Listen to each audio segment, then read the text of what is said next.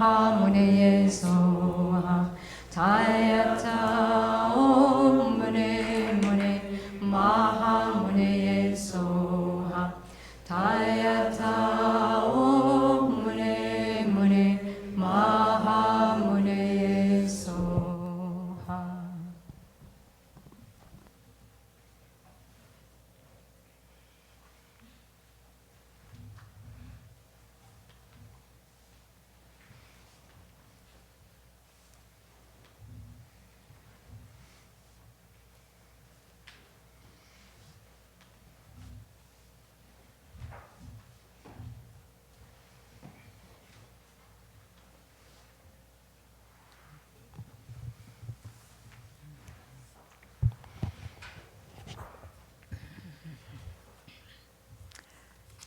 So I received an incredibly important message.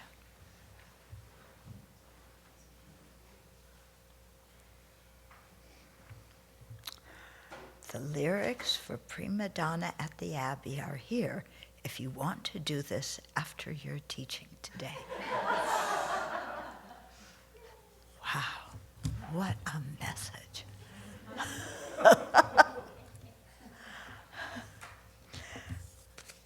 Okay. So we'll continue where I kind of left off yesterday.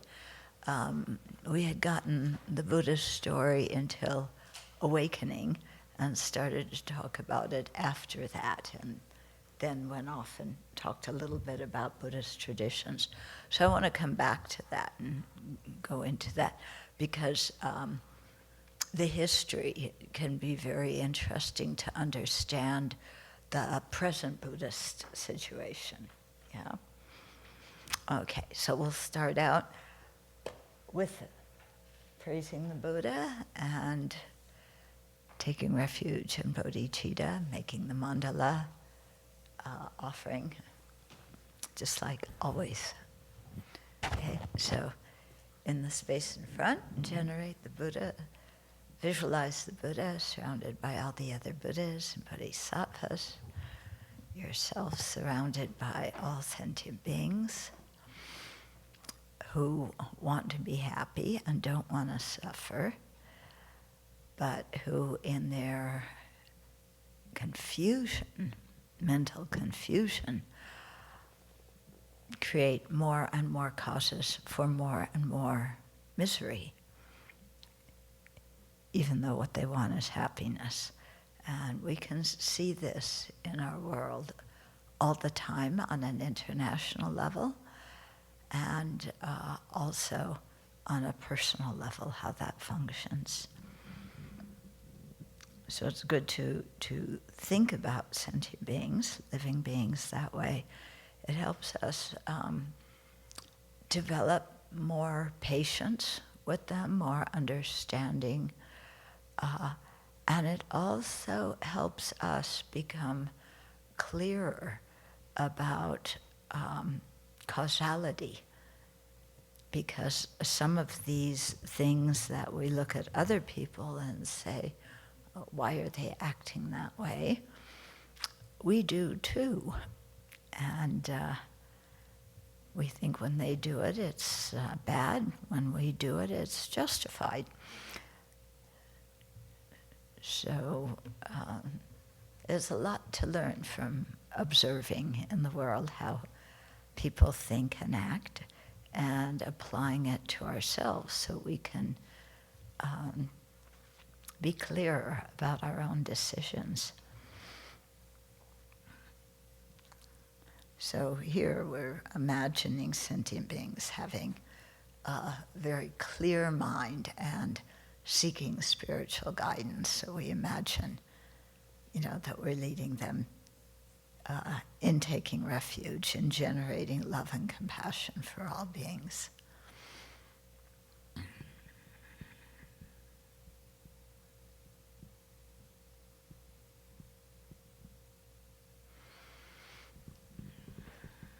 To the teacher without transcendent destroyer, oneness found, full destroyer, completely and fully awakened one, perfect in knowledge and good conduct, one gone to bliss, knower of the world's supreme guide of beings to be tamed, teacher of gods and humans, to you the Buddha endowed, transcendent destroyer, glorious conqueror, Shakyamuni, I prostrate, make offerings, and go for refuge.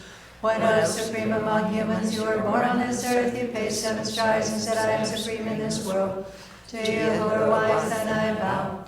With your bodies formed supremely fine, wisdom ocean like a golden mountain, fame that blazes in the 3 worlds, winner of the best supreme guide, to you I bow. With the supreme science, taste like a spotless smoke, color like gold, to you I bow. You are immaculate, the 3 worlds are not incomparable, wise one, to you I bow. Great, compassionate protector, all-knowing teacher, filled with merit and good qualities, vast as an ocean, to the Tathagata I bow. Through purity, freeing from attachment, through virtue, freeing from the lower realms, unique, supreme, ultimate reality, to the Dharma that is peace I bow.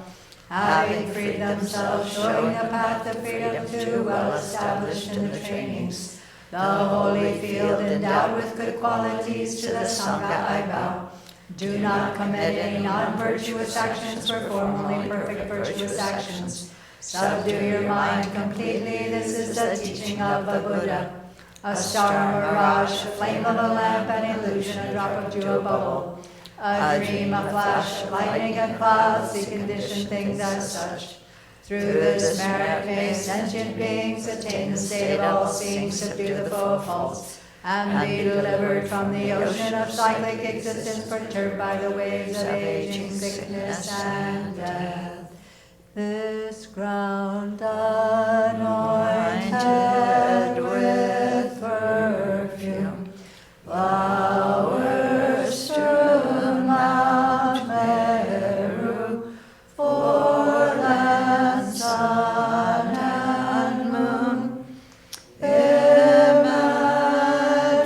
as a Buddha land and offered to you. May all beings enjoy this pure land. Venerable holy gurus, in the states of your truth body, from billowing clouds of your wisdom and love, let fall the rain of the profound and extensive Dharma, in whatever form is suitable for subduing sentient beings. Idam Guru Ratna Mandala Kamnirtayami.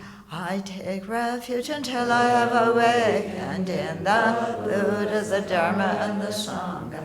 By the merit I create by listening to the Dharma, I will attain Buddhahood in order to benefit all sentient beings.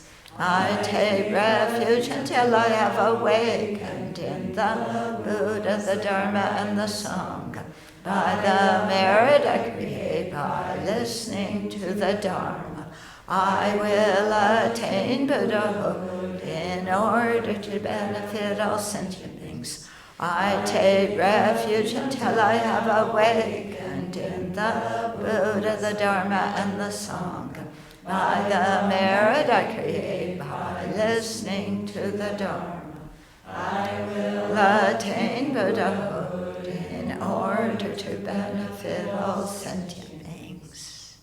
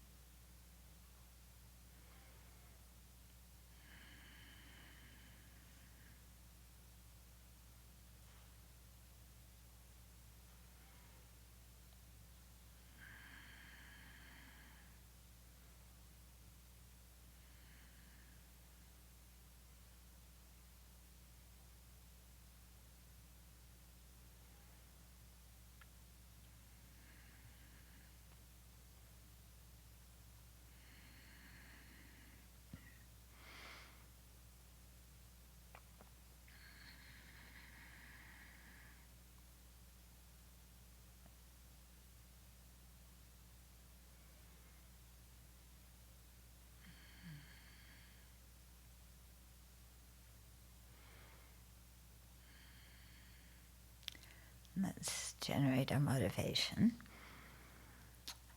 When we think of the Buddha's qualities, not only his ability to perceive the ultimate nature directly, but his ability to relate to all different kinds of sentient beings, to communicate well with them in a way that actually helps them.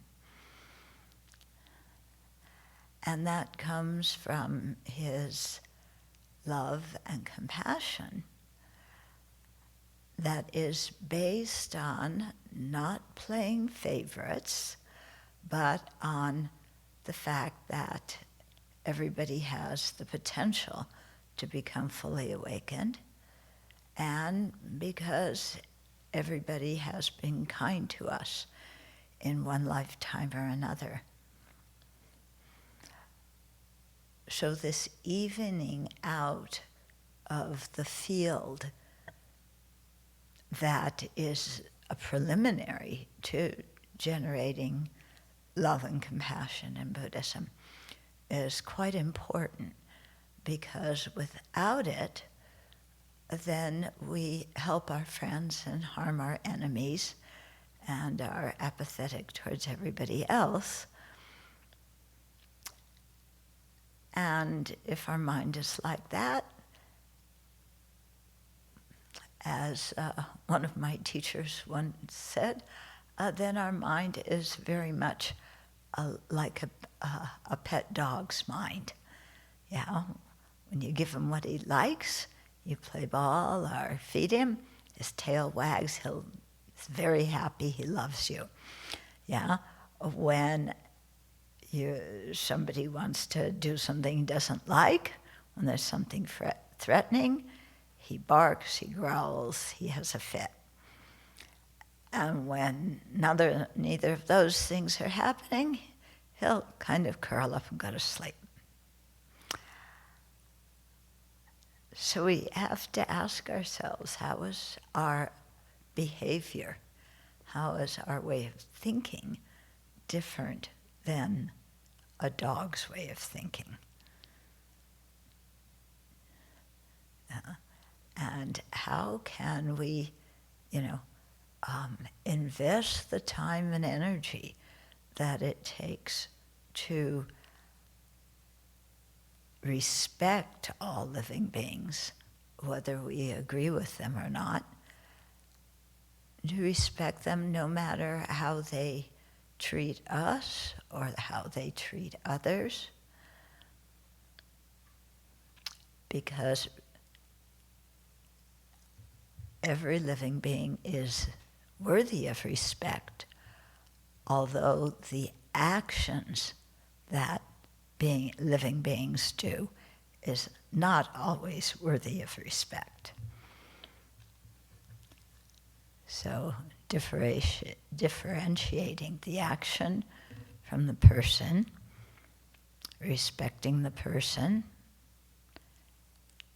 and then using discriminating wisdom, whether to use the behavior as a model for our own or to learn not to behave like we saw that person just do. Okay, so in this way, then we can start to transform our mind and see everybody as beautiful, not physically, but inside. And that is a good basis for then developing love and compassion and bodhicitta. Let's have that kind of attitude as we now share the Dharma.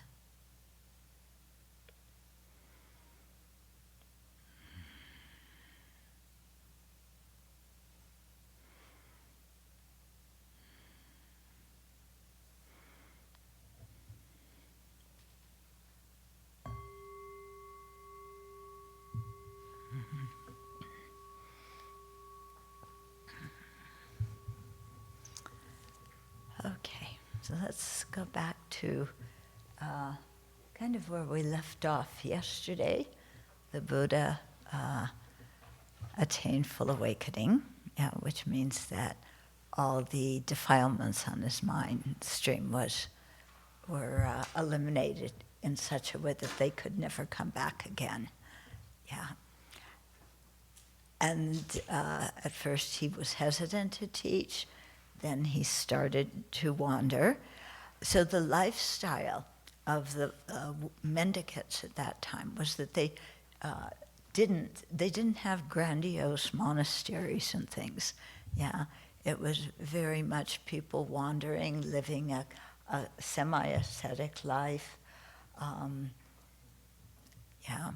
And the Buddha his group did what everybody else did, and went on alms round and so on.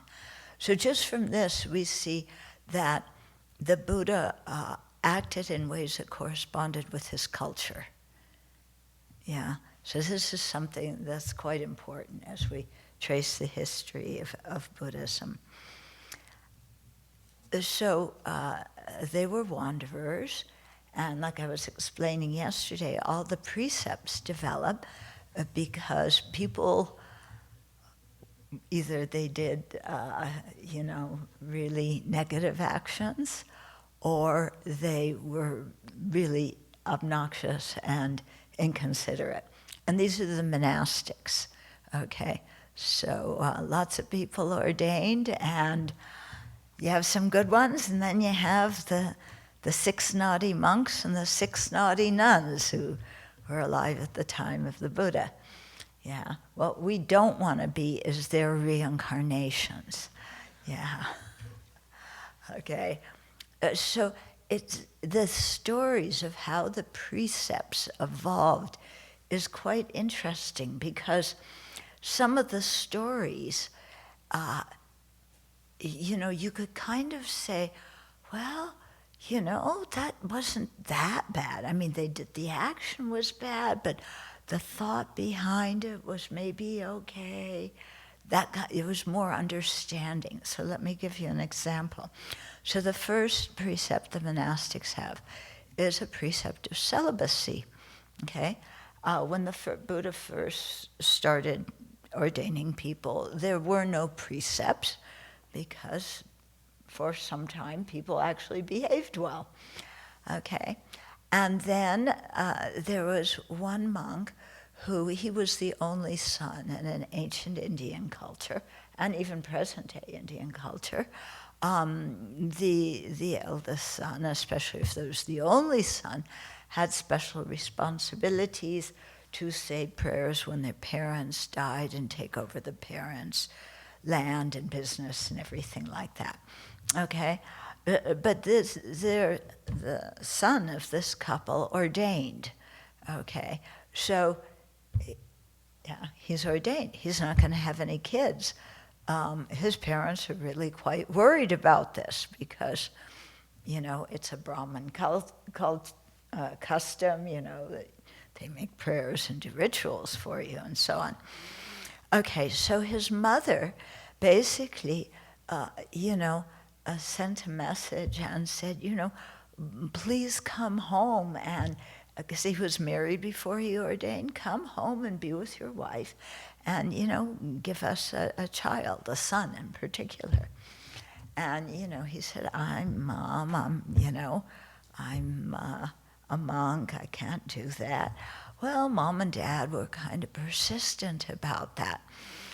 And so at one point, in the wandering, they went to the village where his parents were, and his parents said to his former wife, put on your best clothes, perfume, jewelry, do the whole thing, bring him back home. Yeah, so this was the parents' idea. So the ex-daughter-in-law did that. He came, and, you can imagine what was going on, and the flirting and this kind of stuff. And his mother just said, just go with her, just 1-2 times, so that she has a child. That's all. Then you can go back to being a monk. So he thought, well, it's good to be kind to your parents, and they're suffering so much, and I really have this responsibility to my parents and the continuation of our family lineage and everything. So, just like a couple of times, it's no problem, and then I'll go back, they'll leave me alone. So he enjoyed, yeah. And I don't know, I can't remember if his wife got pregnant or not. Probably that should be part of the story. But anyway, afterwards the other monks found out about this. And they said, what in the world did you do? Yeah. And then they went to tell the Buddha, and the Buddha heard the whole story. Now you might think, well, he's just trying to be kind to his parents. Be a filial son. The Buddha said that's not a good reason to have sexual relationships. It doesn't matter who wants you to, and da-da-da-da-da. That's not a good reason. And so he made that precept, okay? The reason for the lying precept is also interesting because, the rainfall in that area of the planet is not steady. Some years floods, some years drought. So there was a period where there was a drought, there was a famine, and the monks couldn't, they're going on Pindapat. They didn't have enough to eat because families didn't have extra food to give to them. So they were really, really hungry. So among the 6 naughty monks, they put on airs of being very highly realized and say, I realized meditation on this, realized meditation on that, and then praised each other's, basically creating conspiracy theories, okay? But it worked, because if you're highly realized, then people will create great merit making offerings to you. So then they started getting a lot of food, and they quite enjoyed that. They continued their whole charade. Well, after some time, when they were wandering, they saw the Buddha again, and the Buddha looked at them and said, wow, you guys look kind of plump and, well taken care of. The rest of us are really skinny. What happened, And then they told the Buddha that they made up these lies, and and they lied about their spiritual attainments, and people gave them food. And Buddha said, yeah. So again, it's the same situation. You could kind of, they were really hungry. There was famine in the land. To, sustain their own lives, they lied. I would probably lie too if I were in that situation. So it'd be kind of understandable. And Buddha said,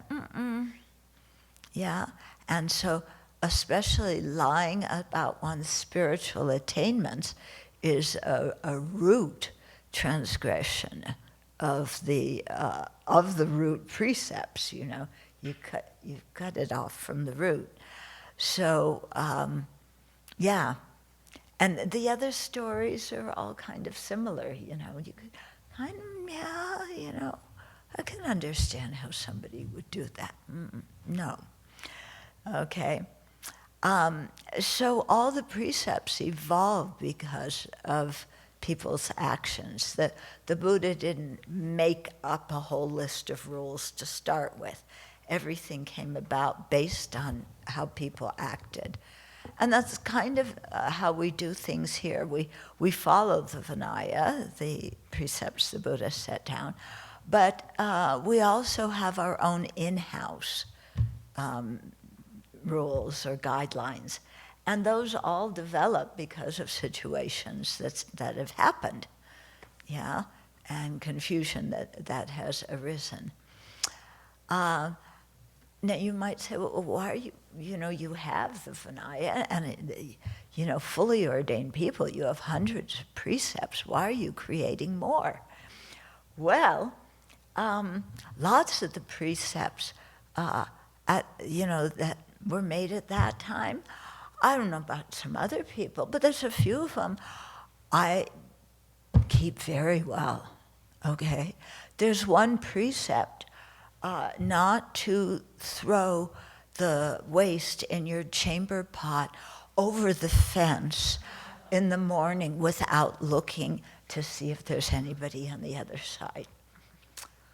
Well, we have flush toilets, so, we're not really in danger for breaking that precept, yeah? So, and there were other precepts, like that when you bathe, you have to have a robe that is a certain size. Well, that's because people bathed outdoors in public, okay? But we don't do that, yeah? So there's some precepts that, just really don't apply to our lives. Well, those because it's very easy to keep, but then there's other precepts that they made sense in the Buddha's environment, but they don't really apply to this time period in history. For example, we have a precept as monastics not to ride in vehicles. Okay, that means you can't ride in a plane, a bus, a car, a motorcycle, any kind of vehicle. Now, is that practical? Yeah, well, all of us here have transgressed that, because otherwise we would not be here. Now, we would be wherever we were, where we grew up, or somewhere near there, okay? So then you have to look at, okay, why did the Buddha make that precept? Well, in that culture, at that historical time period, if you rode in a vehicle, it meant that you were a really important person or you were really rich. Okay? So one. A second thing, there were no motorized vehicles. So if you rode in a vehicle, either somebody was whipping the animal or there was a human being pulling the cart or pulling, whatever it was you were in. So that meant other living beings were suffering, to pull you along. Yeah. So it made good sense at that time, because if the monastics rode in vehicles, they would be causing other people pain, and very easy to develop, some arrogance. Look at me, I'm sitting in a vehicle, I'm better than everybody else, because everybody else was walking. Okay, so we don't keep that precept exactly, yeah, but what we do is, well, what was the purpose of that precept? We have to look at what the reason was that the Buddha made it. What affliction in our mind was he, targeting? Yeah. Well, one could be the affliction of apathy, not caring about other people's pain if it meant that we had something easy. Yeah, so that's not a very good attitude. Or it could be he was targeting arrogance, thinking that we're so superior riding in a vehicle. Okay, so we ride in vehicles, yeah. But what we want to do is, people offer us rides sometimes, like when you're invited to teach somewhere, they'll come and pick you up. Yeah, you get picked up in all sorts of vehicles. You just, whatever it is, that's fine. That's good enough. Yeah, you don't kind of cuddle up to the rich people who have, Beamers or some really expensive car, yeah, because that's not, you don't, because if you did, you could kind of say to all your fellow monastics, oh, I have very rich benefactors. Yeah, again, arrogance. So to not care about what kind of vehicle we ride in, yeah, or what kind of house we stay in, yeah. Okay? Now, there's a lot of people in here falling asleep. It is time to wake up. Okay? Yeah? I used to have a squirt gun in the early years. What happened to that? The skit box might be in the skit box. Hmm? Remember where? No, but we did find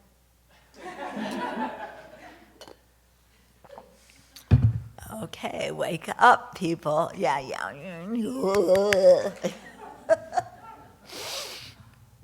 Okay, so the point I'm getting at here is that we received a system of life, a certain kind of lifestyle that was fit ancient India, but it doesn't fit exactly in our modern world or in our culture in the West, okay? How people speak, how people act with each other, and so on. So there has to be ways in which maybe we can't keep the precept literally, but we look at the story, we look at the motivation that people had when they broke it, or we look at the motivation we might have, yeah, if we did that action, and then assess, if that's an affliction, then, yeah, it's good to cut that out, okay? So we have to adapt to some things. Then also, so not only the precepts the Buddha made, yeah, but he also said, if there are things that accord with what I taught, that I didn't say now, practice them. If there's things that don't accord or that contradict what I taught, don't do them, okay? So what about digital things? Yeah, they certainly didn't have digital devices at the Buddha's time, okay? So does that mean that there's no rules now regarding digital devices? Yeah, some Sangha members would really like that. Yeah, I could make AI generated cartoons all day long. I could, read up on what was happening in Tibet. I could, learn the history of Swahili land. There's so many things. Yeah, but if the Buddha were alive, I think we would have a whole lot of, precepts regarding digital use. Yeah. So what kind of thing would the Buddha have said that is in line with that would make us establish guidelines and principles now? Yeah. Well, one of our, you're all too sleepy to answer the question. Yeah?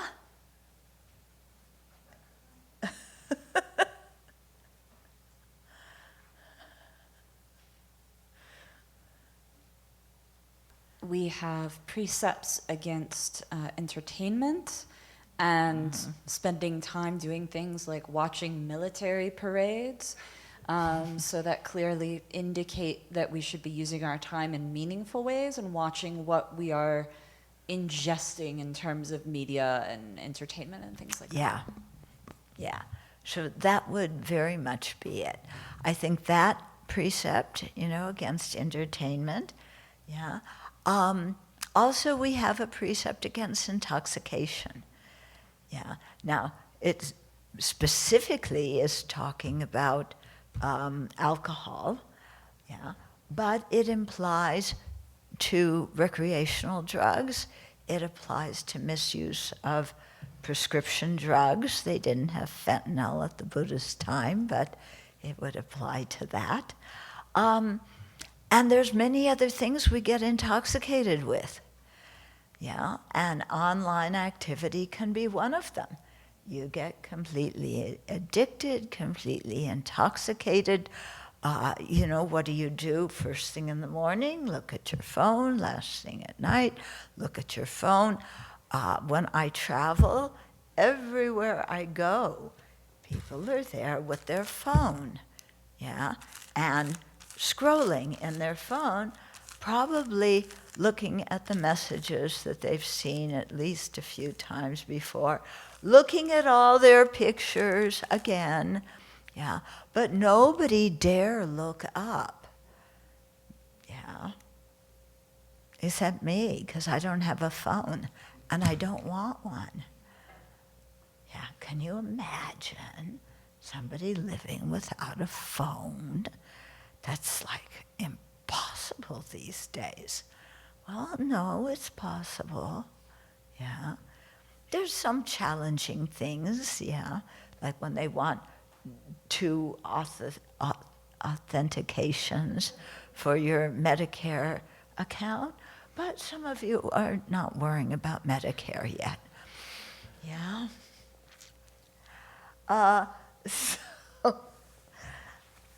So,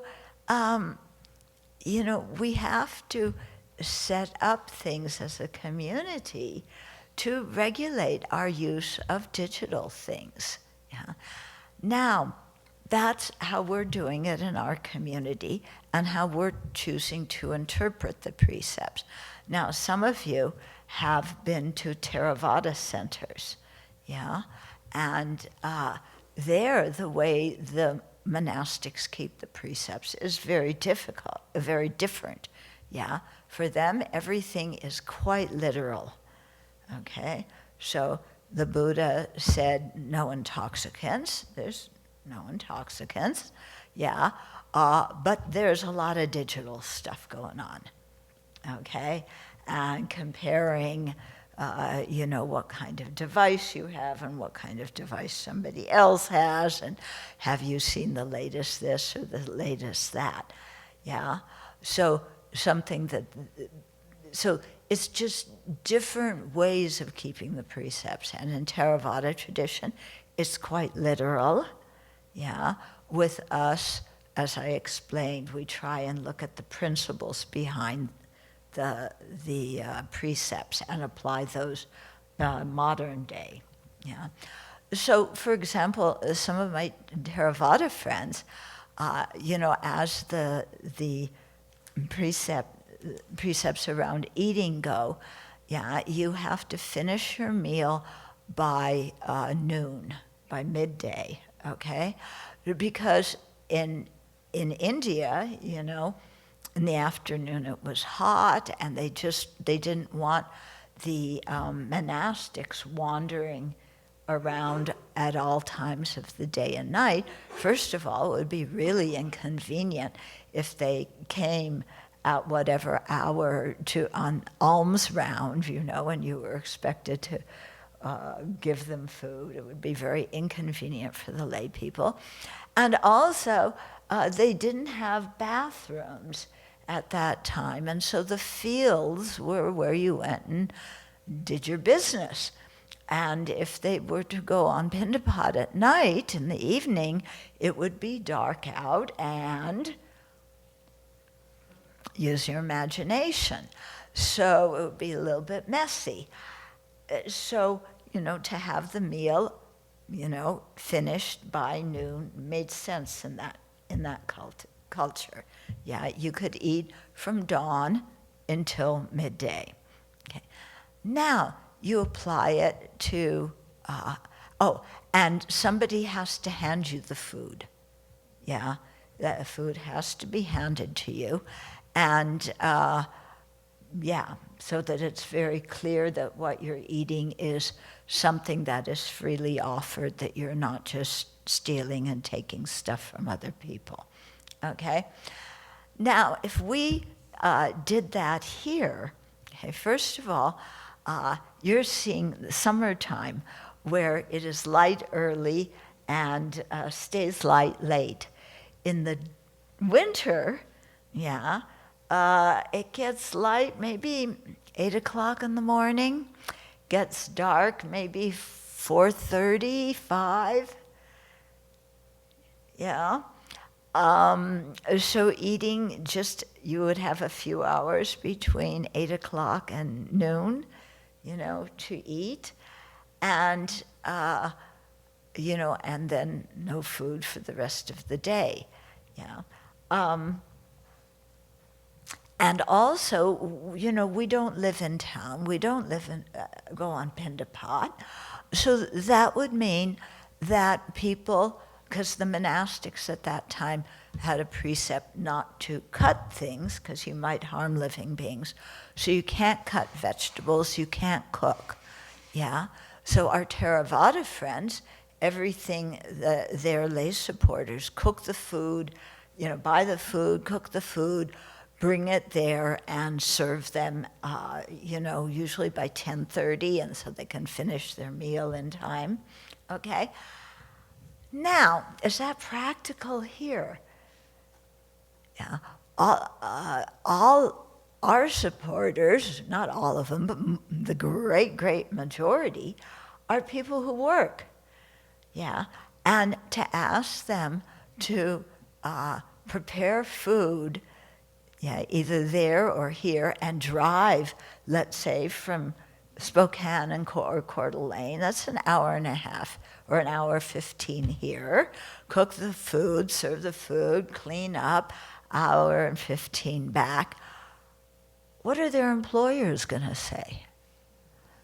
That's not going to work. We can't ask people to spend hours every day preparing our food, okay? And we don't ask that they put it in our hands. So what we do, and this is our adaptation, is the food offering that you've all experienced when you offered food, okay? And so we say, okay, the food's been offered, and and then, if we had our meal at like 10:30 or 11, it would be difficult, because there's, like in this season, we want to go out in the forest in the morning when it's cool. If we had our meal time then, we wouldn't be able to go out until the afternoon, and we couldn't go out. Anyway, we wouldn't even be going out because you're not allowed to cut down trees. Yeah. And then if we don't do our own forest work, who's going to do it? We don't have the money to hire people to do it. Yeah.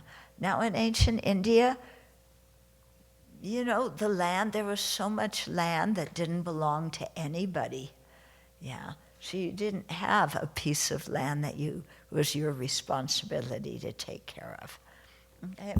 So, my point, I want to repeat what I had said before, is that taking the ideas that the Buddha was trying to get across when he set things up, and then adapting it so that it targets the same afflictions or bad behavior that people do now.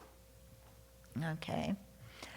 So, So if you look at the precepts that way, then it's much more interesting.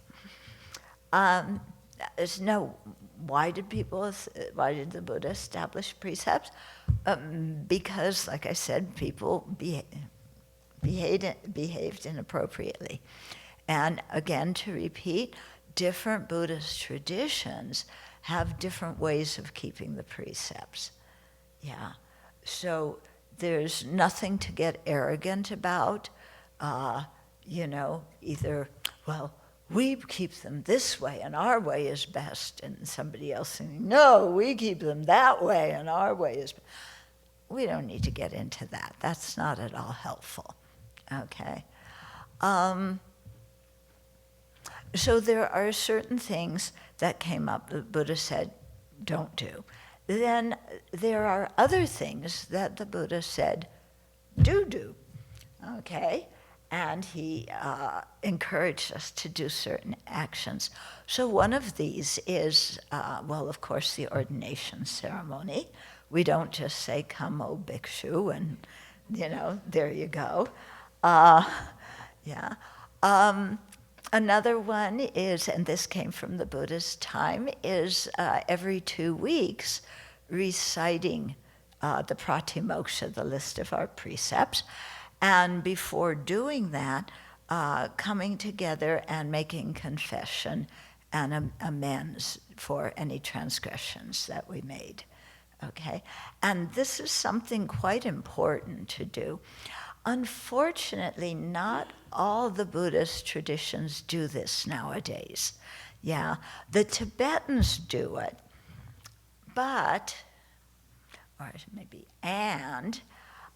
they don't confess individually the things that they have done.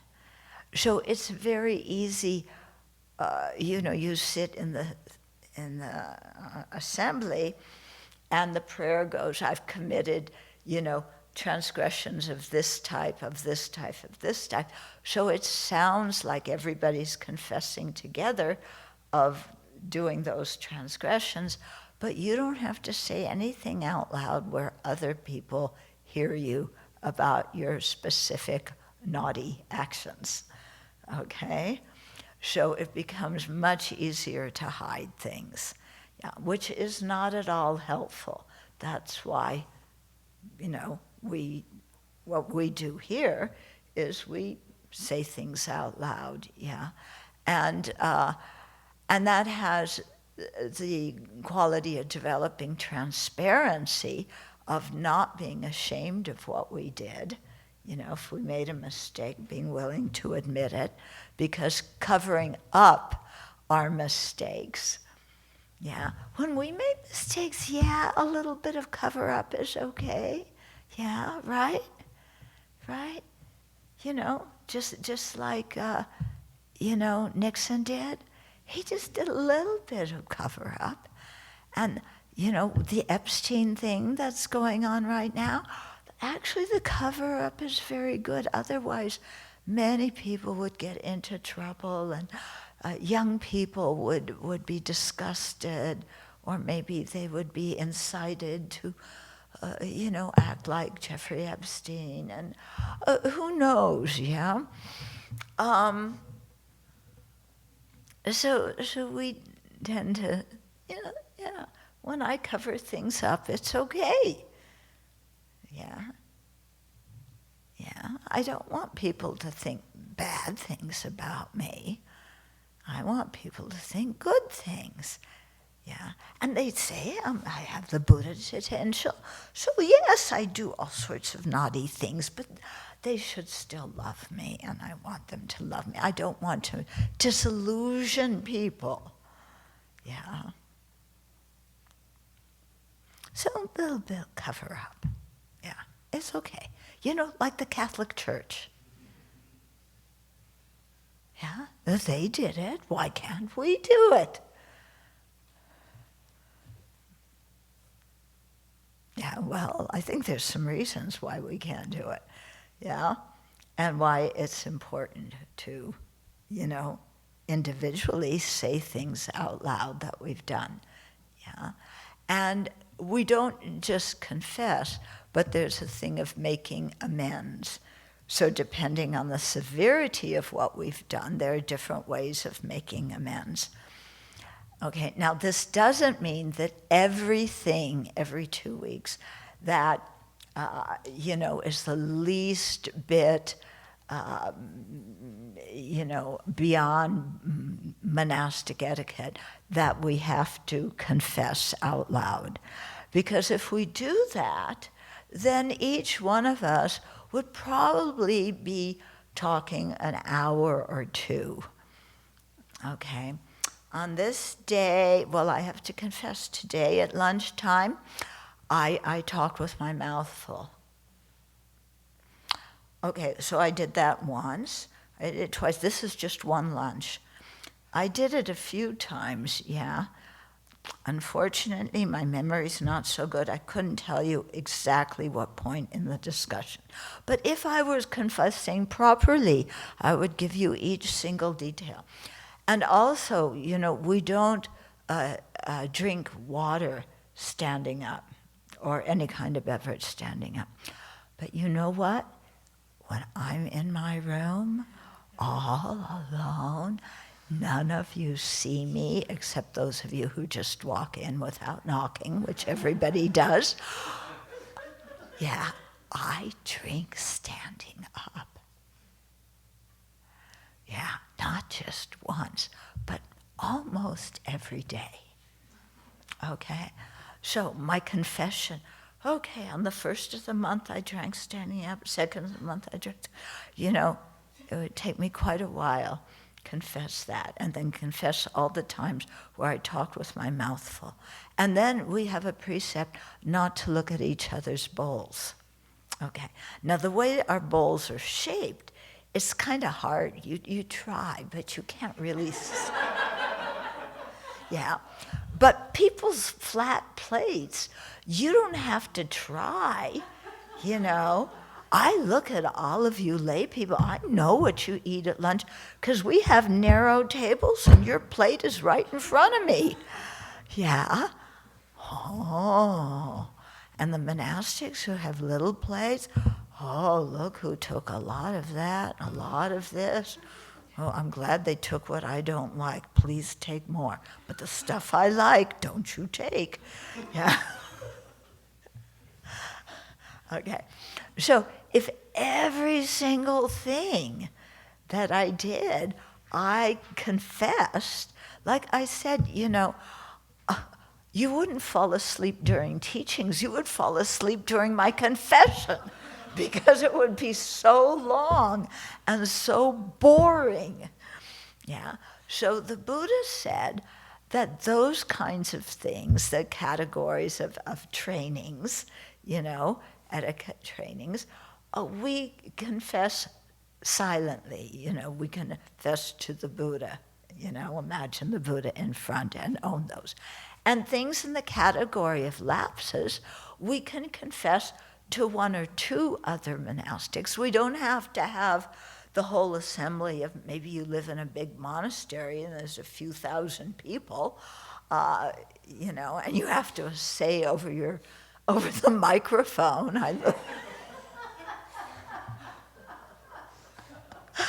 Yeah. Can you imagine? You would be confessing all day long, every day.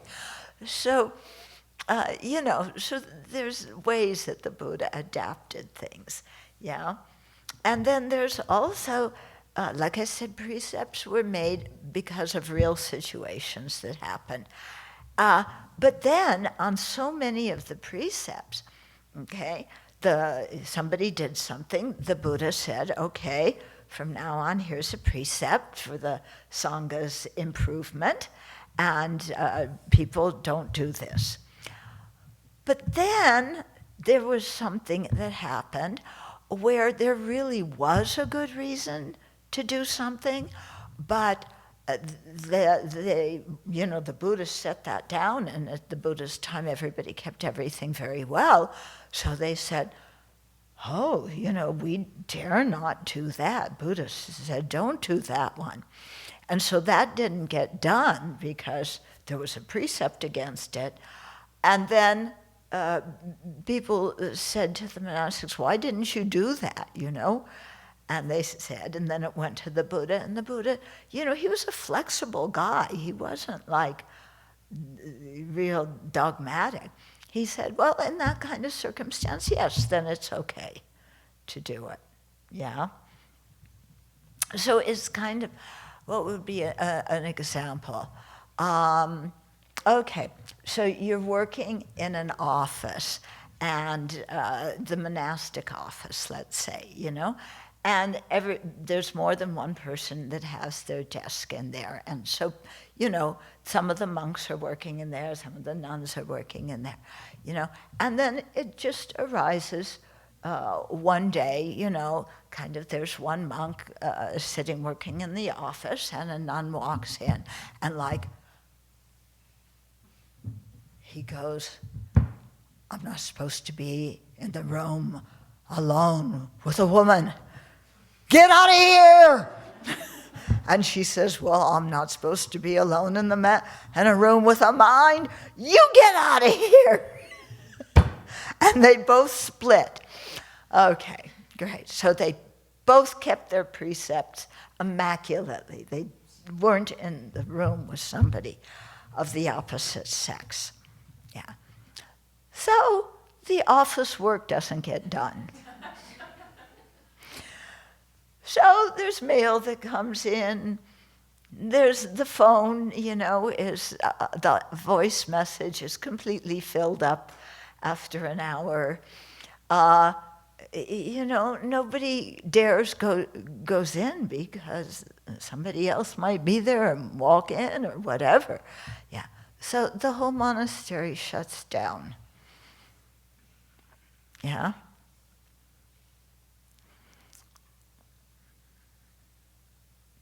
Yes? No? Yeah? What do you happen? Yeah. Well, the Buddha was practical. And I think if he were alive today, he would say, you know, if you're doing work in there, it's fine that a monk, a young man and a woman can be in the room alone if you're both working. If you're talking and chatting and, you know, no. But if you're working and you're running the office, yes. Okay. You know, when you read the Vinaya, there's so many of the precepts, these kinds of things happen where the Buddha said, yeah, in this situation, that's okay. Yeah.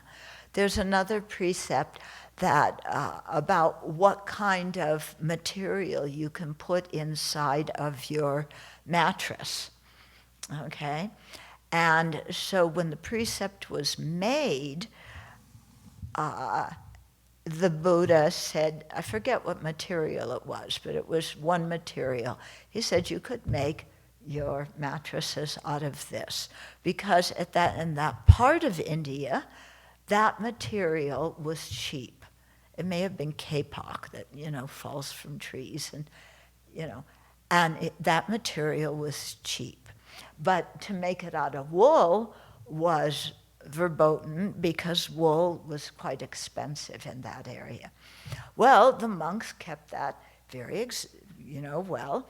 But when they went to another part of India, yeah, the wool was very prevalent, but not the kapok. So they didn't have any mattresses. They were sleeping on the bare ground because only kapok could be used to make a mattress or whatever the material was. And when the Buddha, you know, saw that was happening and people were getting sick because of it, he said, you know, in an area where wool is cheap and this other one, let's say kapok, was expensive, then you can make your mattresses out of wool. Okay? So according to the economy of that place, whatever was the cheapest material, that's what you made your mattress from. Whatever was expensive, you didn't use. Okay? So develop this kind of understanding. Yeah, otherwise, you know, there's a danger that we become like, you know,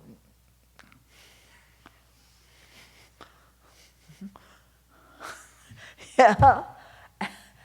Um, yeah, we become like that, don't we? You know. Oh, and nothing is going to really inspire lay people except monastics that are like this. Yeah, who are so anxious about, keeping their precepts that they drive everybody insane. Or they're not anxious, but they're meticulous. And, the sanghas, posadas, last hour and hour and hours because a few of them are, saying on Monday, I drank water standing up. On Tuesday, I drank water, going through every detail, okay? So the point here is that we have to have some flexibility, monastics are not supposed to cook their food. We cook our food, again, out of consideration for the lay people. Yeah, they don't have the time to do that. But what they do, what you do, is you bring food and then offer it, and we accept it, and we cook it, and we share it with people who come. Yeah, so making adaptations. Yeah. Okay, what else?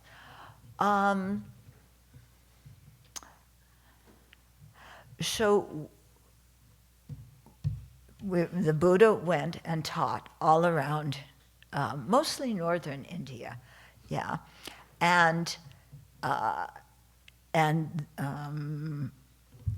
Ananda, who was his attendant, memorized everything that the Buddha said.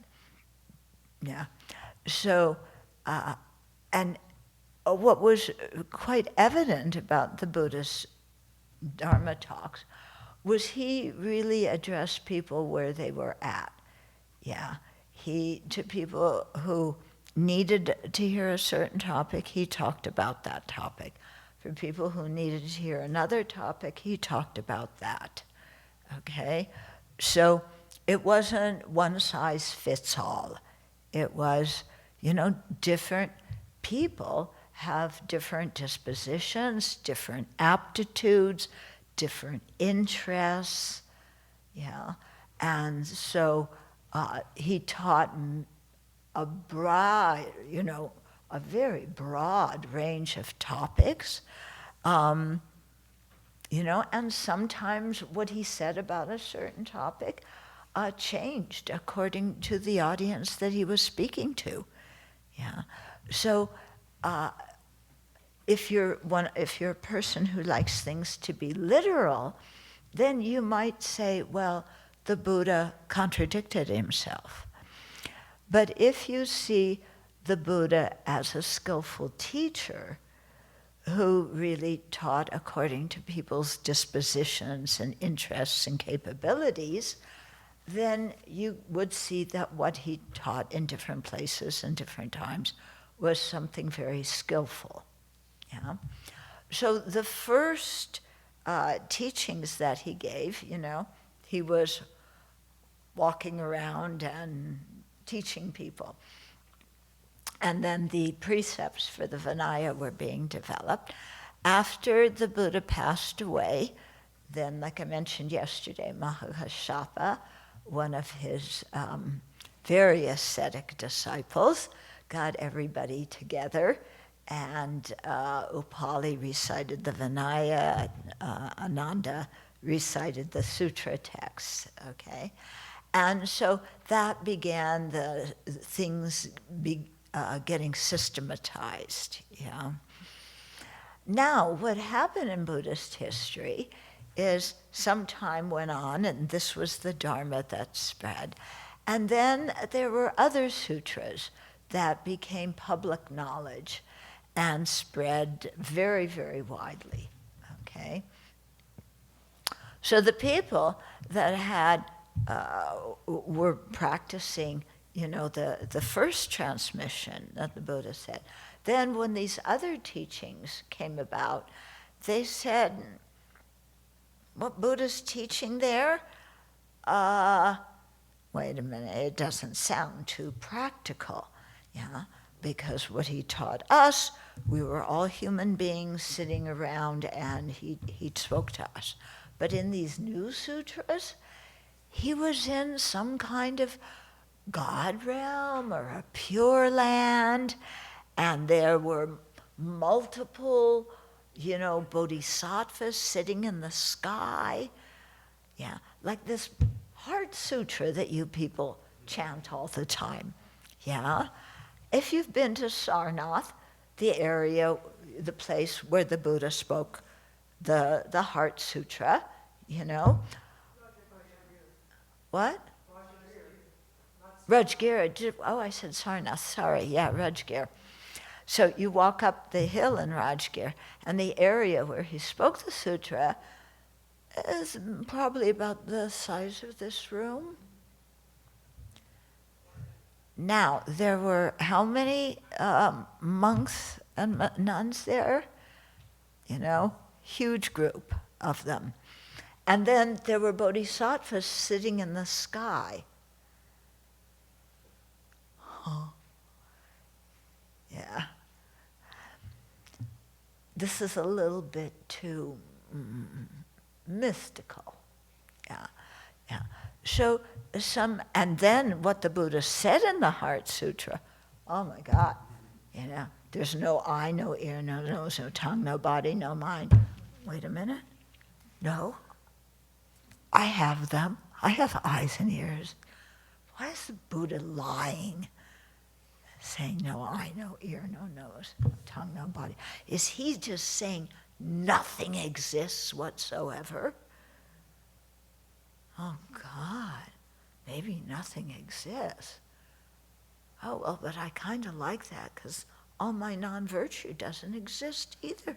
So I can do whatever I want because it doesn't exist. Huh? Yeah. So, okay. So some of the teachings that came in this second round of teachings, for people who were really practicing the first round, they didn't make much sense. Yeah. So they said these scriptures are apocryphal. Apocryphal means fake news. That's essentially what the word means, isn't it? Fake news. And the people who followed the new sutras said, oh, you guys, so small-minded. We're talking about love and compassion and bodhicitta for all sentient beings, and you're just stuck on your own liberation. So selfish. Okay, so you began to have different Buddhist traditions, based on the scriptures that they were, that they followed, and based on how they followed those scriptures. Okay. Then, so Buddhism is spread to different countries, and things adapted. Yesterday I talked about the robes, how the style of the robes had to change when they went to China. Also, when they went to Tibet, you couldn't make bright orange. You had to make this color because they didn't have the color dye for the bright saffron. So things had to adjust. They had to adapt. And Buddhism kept spreading. Now, so also I mentioned yesterday how the Chan monastics in China went into the mountains to practice. They left the towns and the cities. Because if you stayed there, then you got involved in all the politics and the Confucian and Taoist intrigues in the palace and everything like that. So they wanted to practice. They went off to the mountains. Wake up, everybody. They went off to the mountains. But they couldn't go on alms round because they weren't near villages. So they had to do agriculture. Agriculture is also another thing that monastics are not allowed to do. Why? Because it endangers other living beings. But in the Chan tradition, they figured it's better to be free of living in a political environment and be able to do our practice and our meditation and just be quite careful about how, what they did with the crops. So that changed, yeah.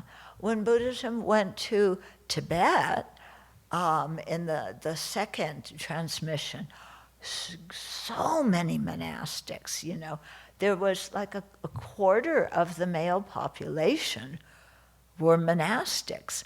Now, could you imagine, because some of the big monasteries were near Lhasa, the capital of Tibet, if all those monks went on Pindapat.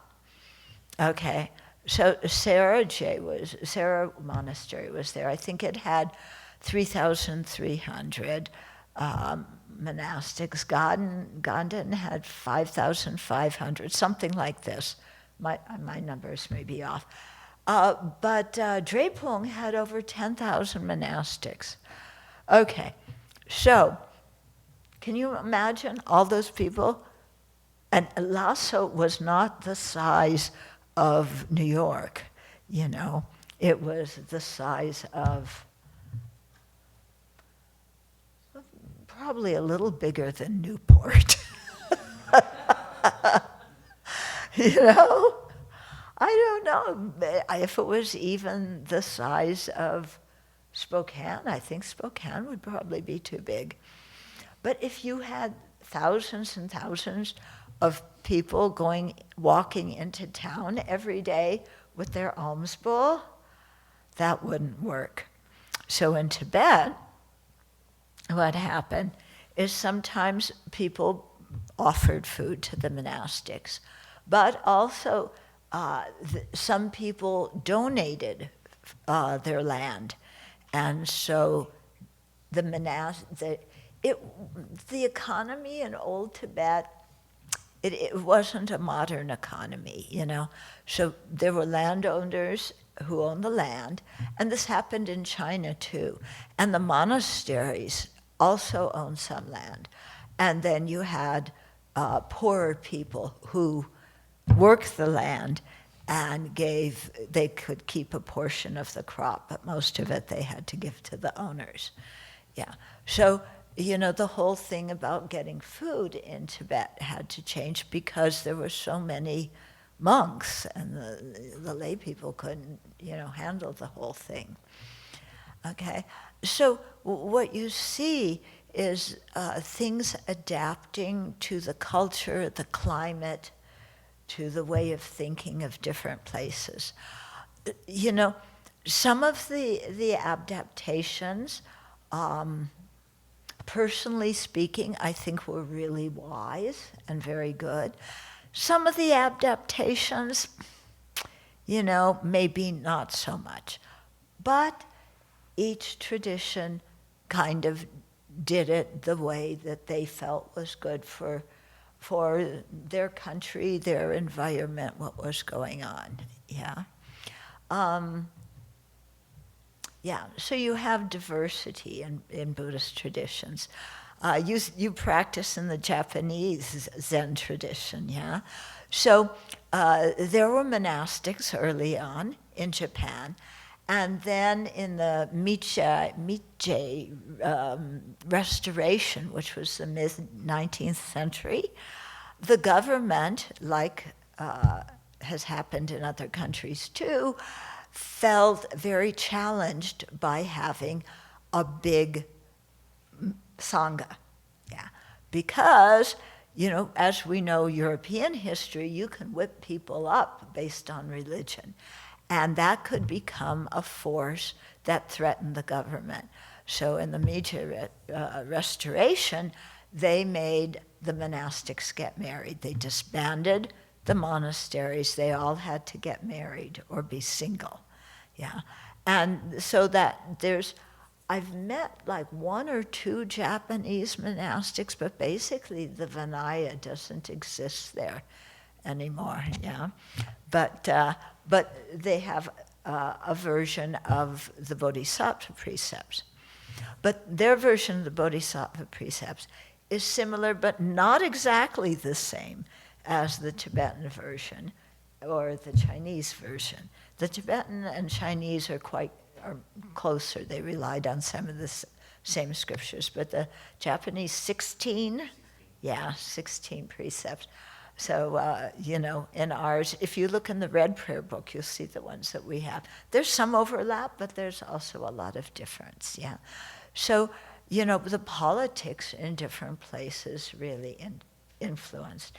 In Mongolia, when the Soviets took over, again, they too made the monastics get married, yeah.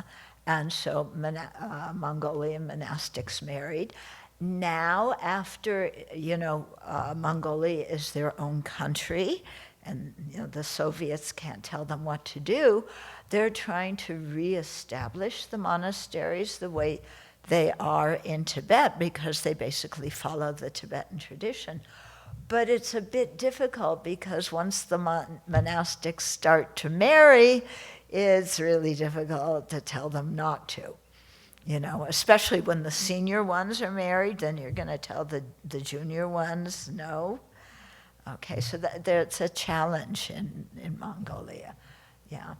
In Tibet, when, in the 60s, after the Chinese Communist invasion,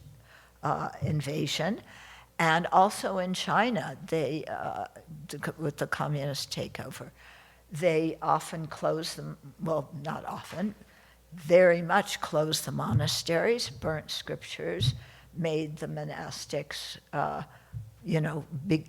go back to lay life. But some of them still kept their precepts, so that after, the things, the communists eased up a little bit, then they could start ordaining people and having the monasteries again. But it's a challenge, especially in areas controlled by the Chinese communists. They control the monasteries.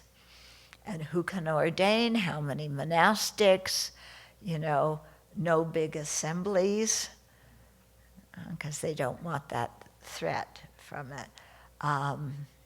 Yeah. Okay, so again, people have to deal with the circumstances they find themselves in. When I was in mainland China, when was this? This was a long time ago, in the 90s. I met a couple of Chinese nuns, and they were telling me, this was after the Cultural Revolution, was in the 90s, so they were wearing robes. But they were telling me that, during the Cultural Revolution, they had to go to, what were the meetings called? Where the people criticized each other. Struggle meetings, yeah, where to get rid of all your bourgeois views and follow Mao's little red book. And so they had to go to these struggle sessions and, talk against different people. It was horrible for the monastics. It was horrible for everybody during the Cultural Revolution.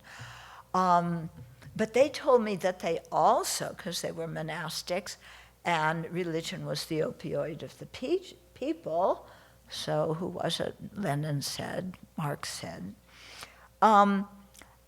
They had to wear, those wooden kind of, what? Yeah, placards that somebody can wear on the front and the back, and it's usually used for advertising. Yeah, and people walk around with those. So these nuns, that's what they had to wear. Denouncing Buddhism, denouncing, bourgeois existence. Completely, they had to toe the party line because otherwise people were getting killed. The Red Guards come in and kill a whole group of people.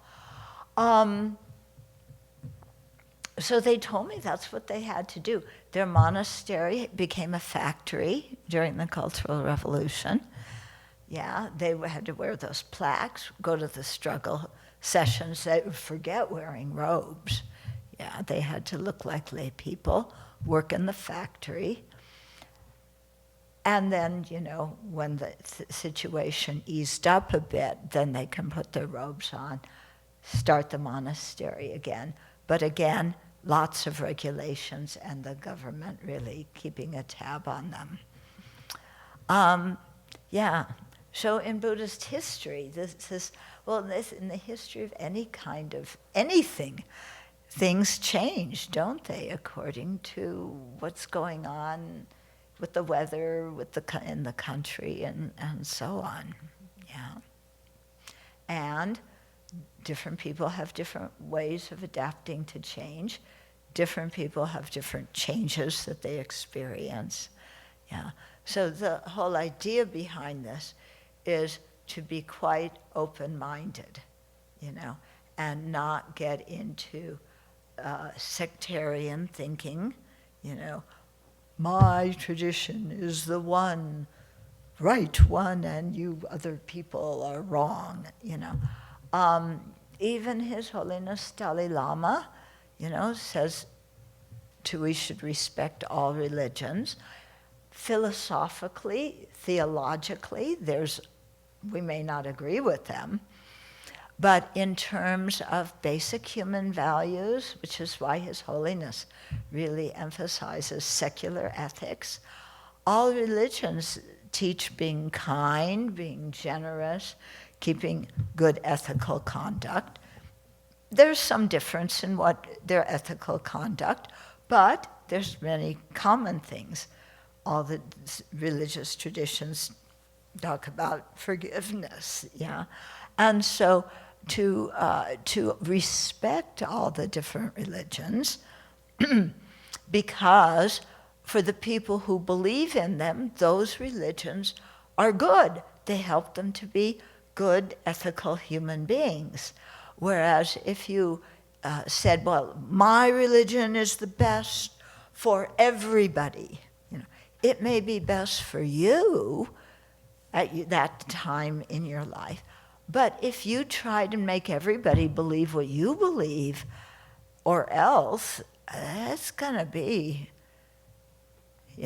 people are going to have a lot of problems.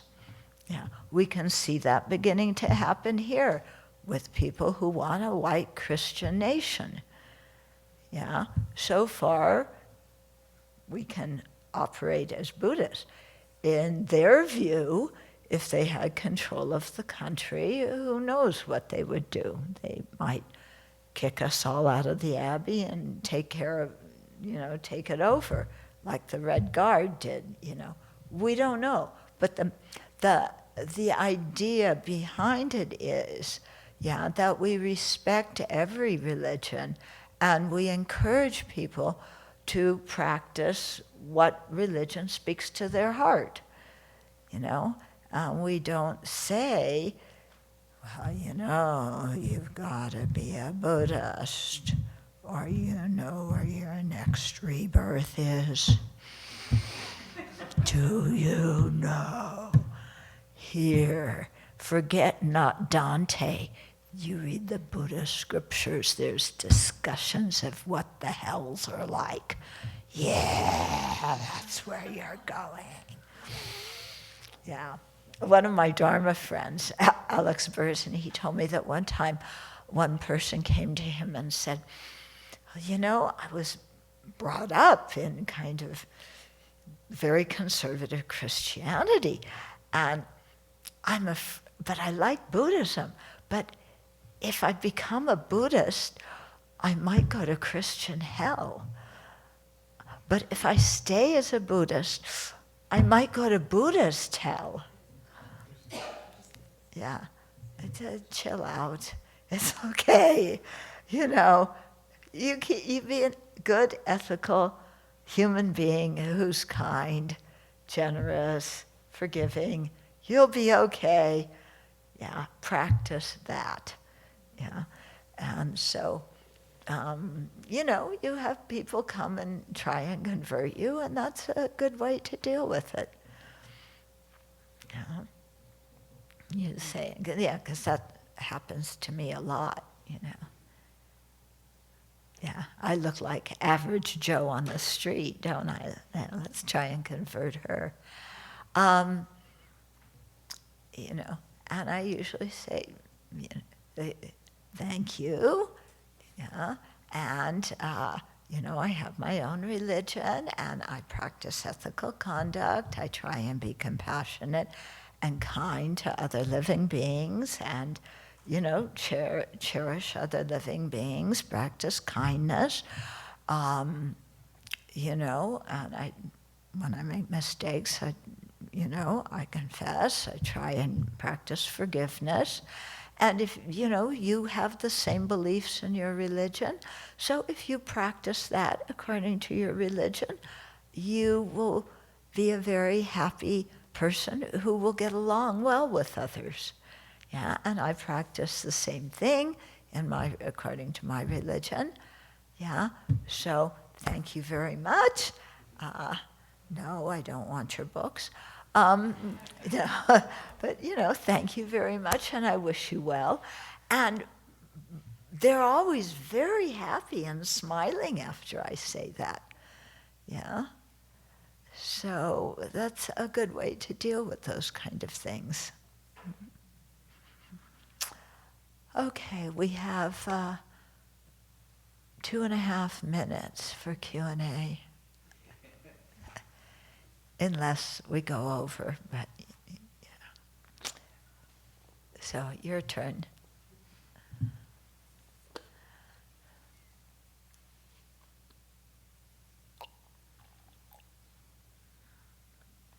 Mm-hmm.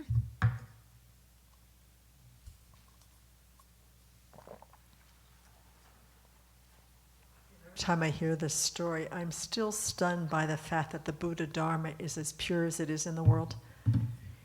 And so I have to believe this whole thing about how the Dharma is realized and integrated into the minds of human beings, and we just it really is dependent upon our practice. Because look at the wild things that happen that could totally undo thousands of years of learning if we don't bring it into our lives and make it real for ourselves. So it really stuns me when I hear this story, that the Buddha Dharma could have died many, many times if the people that practice it didn't live their faith. Yep. Yep. Okay. You mentioned that there were some adaptations of the precepts that you thought were beneficial and others that you thought haven't been so good. Could you give examples of those?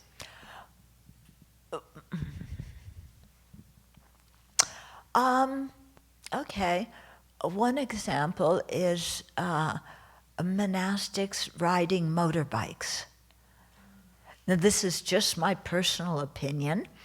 I can see why in some countries, yes, it's very efficient to have a motorbike and ride in it. I don't feel, in India, I could certainly, in the monasteries in India, it's hard to get from one monastery to the other. They ride their motorbikes. I can understand that, but it doesn't look good to me. Okay. So, but this is just my personal opinion about certain adaptations. Yeah.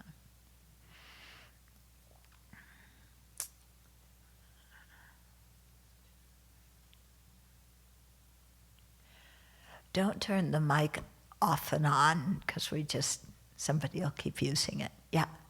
Venerable, why in Tibetan Buddhism there are people that it's monks, other people that are married, or maybe they are yogis, or they practice together as a couple? What is all of that? Okay. This can be confusing in Tibetan Buddhism because sometimes the robes people wear look very close, and people themselves, it's not clear.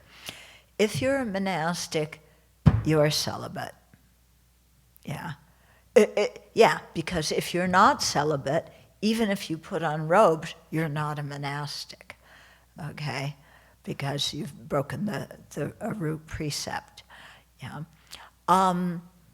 But there are also certain traditions in Tibetan Buddhism where the teachers are lay people, yeah, and they marry and they have kids. For example, in the Sakya tradition, yeah, the whole head of the Sakya tradition, there's two main families, and it's passed from a family to the other, you know, the children of one and the children of other, you know, the next, and so on. In the Nyingma tradition, also some in the Kagyu, there's married practitioners and there's married teachers. In the Galu, there's a few, but not so much, okay? But what's difficult is, you know, the robes are pretty much the same, although in different, of all the monastics, although in different traditions there can be slight differences about in the way you fold the robes, the way the pleats are, and so on. But then some of these traditions, where it's headed by people who are lay people, but their whole life has been involved in learning the Dharma and practicing the Dharma, they often wear maroon, okay? And they'll wear maroon, but they're lay people, so maybe they have long hair, they have a spouse, they wear jewelry. But it becomes confusing for people because they're wearing a maroon, you know, like our shemdap, our lower robe, and it looks similar, but if you know the way the monastic robe is folded and how it's stitched, you'll see it's different. But if you can't go up to somebody and say, yeah, let me look at your robe, you know, it's just, and you know, and you don't know these things. Oh, well, it's maroon. They must be a monk, but they aren't. Okay, if they have long hair, if they're wearing jewelry, yeah, they're a lay teacher. Yeah, if they have a family, they're a lay teacher. Okay, yeah. So what His Holiness Dalai Lama recommended, because this is very confusing for people, like you brought up, is he said that it's better if the lay teachers, okay, if they want to wear a maroon lower robe, that's one thing, but you don't have to. But if they wear a, you know, this thing, yeah, we call it a zen, it should be white with maybe a little bit of maroon stripe on it. Okay, but many people are in the habit of wearing what they're used to wearing, and they don't want to switch to something that's white with maroon stripes. Yeah, so, yeah, His Holiness is not like a pope. He cannot set a law that everybody obeys, you know. Okay. Mm-hmm.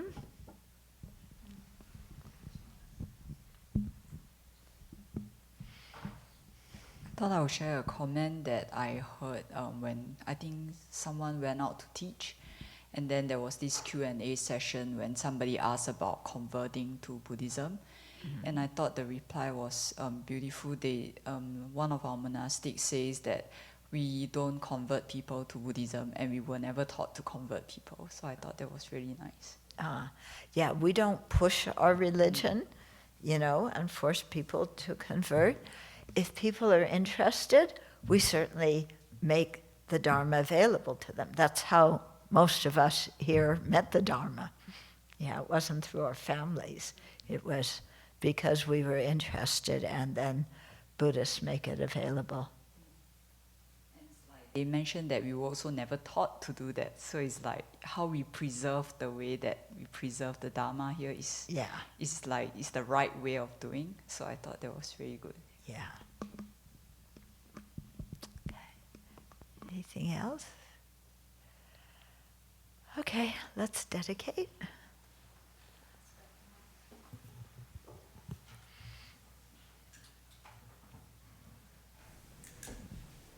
Monasteries, at the Buddha's time, they did start having monasteries at a certain point for part of the year.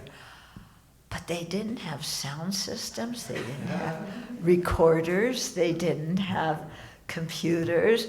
When you look at like how things are organized now, it's so different from the Buddha's times. Yeah.